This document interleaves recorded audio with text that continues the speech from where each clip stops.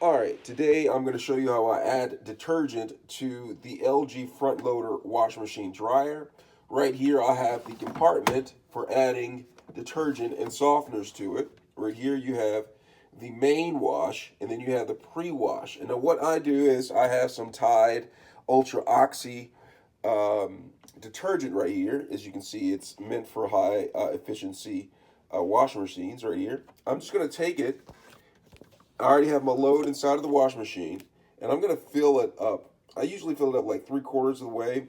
You know, you don't really need all that much detergent when washing in a high efficiency washing machine. And so I have that. And so what I do is I try to split it up. I put like maybe 1/4 of what I poured into the pre-wash, and then the rest into the main wash. Okay. So now that I have my detergent added to it, next thing to do is to add the softener. All right, so I'm going to add softener to this. Okay, I'm going to take the softener right here. I have Downy softener, as you can see, ultra clean breeze.